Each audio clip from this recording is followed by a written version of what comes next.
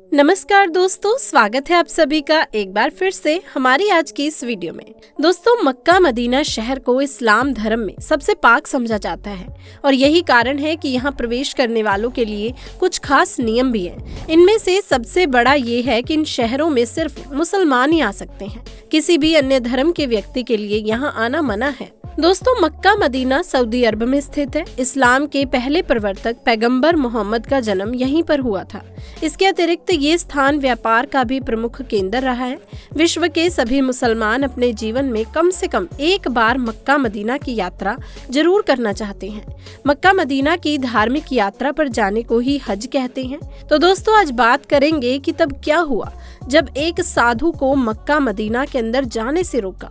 दोस्तों, इस घटना की शुरुआत होती है एक अंतर्राष्ट्रीय कथावाचक साधु महाराज जी से, जिनका नाम गोपनीय रखा जाएगा, क्योंकि उस साधु का मानना है कि अगर हम धर्म की रक्षा करेंगे तो धर्म हमारी रक्षा करेगा। इसीलिए हम साधु का नाम आपको नहीं बताएंगे, लेकिन उनके साथ जो हुआ, उन्होंने जो किया, वो हम आपको जरूर बताएंगे।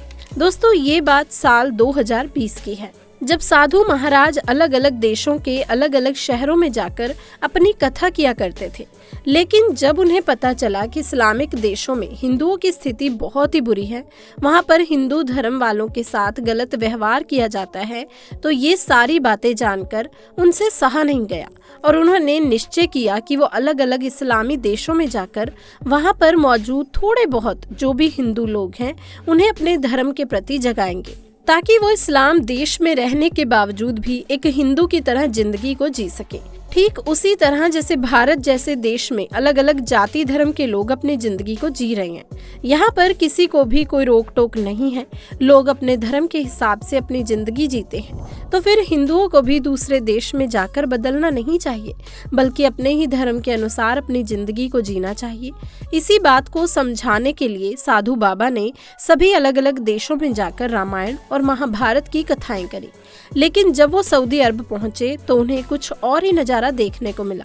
असल में जब बाबा सऊदी अरबिया पहुंचे तो उन्होंने देखा कि वहां हर धर्म का सम्मान किया जाता है। वहां पर हिंदू हो चाहे मुस्लिम हो, हर कोई मिलजुल कर रहते हैं। अब अरब का माहौल तो ठीक था, लेकिन तभी उन्हें मक्का के बारे में पता चला, जो साधु बाबा की कथा वाली जगह से मात्र कुछ ही किलोमीटर दूर था। तभी साधु को पता चला कि मक्का मदीना वो जगह है जहां पर हिंदुओं का जाना वर्जित है, यानी कि कोई गैर मुस्लिम इन जगह पर नहीं जा सकता। हालांकि दोस्तों, इन जगहों के बारे में जानने के लिए बाबा ने वैदिक साहित्य का इतिहास पढ़ा, जिसमें खास तौर पर ये बताया गया है कि काबा में लगे पत्थर जिसको इस्लाम धर्म के लोग चूमते हैं, वो कोई मामूली पत्थर नहीं, बल्कि भगवान शिव का शिवलिंग है। इतिहास की पुस्तक में लिखी इस बात को जब साधु ने जाना तो ये बात जानकर साधु महाराज को बहुत ही हैरानी हुई और वो सोच में पड़ गए कि जिस स्थान पर हमारा शिवलिंग है, वहां हमें जाने नहीं दिया जा रहा। दोस्तों, उस पुस्तक से पूरा सच जानने के बाद साधु महात्मा मक्का मदीना में मौजूद शिवलिंग को देखने की इच्छा जताने लगे। वो चाहते थे कि मक्का के इस शिवलिंग को वो भी देखें और जाने कि आखिर क्यों यहाँ के लोग गैर मुसलमानों को अंदर नहीं आने देते और इस शिवलिंग को लोग इतना ज्यादा क्यों मानते हैं। और इन्हीं सारी बातों को जानने की जिज्ञासा में साधु ने सबसे पहले तो एक मुस्लिम शख्स का वेश धारण किया और मक्का मदीना के लिए रवाना हो गए। लेकिन जब वो मक्का मदीना पहुंचे तो कुछ किलोमीटर पहले ही चेकिंग के लिए एक गार्ड ने उनके हाथ पर ओम का निशान देख लिया। दोस्तों, इस निशान को देखने के बाद वो गार्ड तुरंत समझ गया कि ये कोई मुसलमान नहीं बल्कि एक हिंदू है। इसीलिए उन्हें मक्का मदीना के अंदर जाने से रोक दिया गया। लेकिन साधु महाराज चुपचाप वहां से नहीं गए, बल्कि उन्होंने एक गार्ड से कहा, यहाँ पर हमारा शिवलिंग मौजूद है और फिर तुम मुझे अंदर जाने से कैसे रोक सकते हो। साधु की बात को सुनने के बाद सुरक्षा कर्मी ने उन्हें पुलिस के हवाले कर दिया। थोड़ी देर तक जांच पड़ताल चली, लेकिन बाद में साधु महाराज को छोड़ दिया गया, क्योंकि वो एक प्रसिद्ध साधु महात्मा और कथावाचक थे। उन्हें इस तरह से ज्यादा लंबे समय तक गिरफ्तारी में रखना ठीक नहीं था, इसीलिए पुलिस ने उन्हें छोड़ दिया। लेकिन दोस्तों इन सारे चक्करों में वो मक्का मदीना नहीं जा पाए।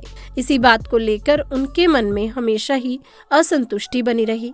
लेकिन इस घटना के कुछ ही दिनों के बाद सोशल मीडिया पर एक फोटो चारों तरफ फैलने लगी। वायरल होने वाली फोटो में काले पत्थर का एक शिवलिंग नजर आ रहा है, जिसे देखकर हर कोई ये दावा कर रहा है कि मक्का मदीना में बने काबा के नीचे वाले भाग में शिवलिंग के दर्शन हो गए हैं। और ये फोटो कहती है कि वैदिक साहित्य का इतिहास पुस्तक में शिवलिंग के बारे में जो बातें लिखी थी वो 100% सही हैं। लेकिन इस मामले में कुछ ऐसे भी लोग हैं जिनका मानना है कि ये शिवलिंग नहीं बल्कि काबा का ही एक कोना है, जिसे रुकुन अल यामिनी कहा जाता है। इतना ही नहीं, इस काले पत्थर को लेकर बहुत सारी अलग अलग तरह की बातें कही जाती हैं, जो लोगों को सोचने पर मजबूर कर देती हैं कि आखिर इस काले पत्थर का राज है तो क्या, और क्यों इसके बारे में इतनी अलग अलग तरह की बातें प्रचलित हैं। असल में दोस्तों, जब इस्लाम धर्म से ताल्लुकात रखने वाले लोग हज की यात्रा के लिए मक्का मदीना जाते हैं तो यहाँ मौजूद काबा में लगे काले पत्थर को चूमना नहीं भूलते। कहा जाता है कि इस काले पत्थर को चूमकर जो कोई भी दुआ मांगी जाए वो पूरी होती है। ये काला पत्थर काबा के पूर्वी कोने में लगा एक बहुत ही पवित्र पत्थर है। ऐसा माना जाता है कि ये पत्थर आदम यानी कि आदम और हव्वा के जमाने का है, जिन्हें दुनिया का पहला आदमी और औरत माना जाता है। कहा जाता है कि ये काला पत्थर इस्लाम के उदय से पहले से ही पवित्र है। दोस्तों ये भी माना जाता है कि ये पत्थर शुरुआत में पूरा सफेद रंग का था, लेकिन जिसने इस पत्थर को छुआ और उनके पापों का भार उठाने की वजह से इसका रंग काला हो गया। हालांकि कई सारे लोगों का ये मानना है कि ये पत्थर शुरुआत से ही काला है। अब दोस्तों सच क्या है और झूठ क्या है ये तो किसी को भी नहीं मालूम, लेकिन इस्लाम धर्म में इस काले पत्थर को किसी भगवान से कम नहीं समझा जाता।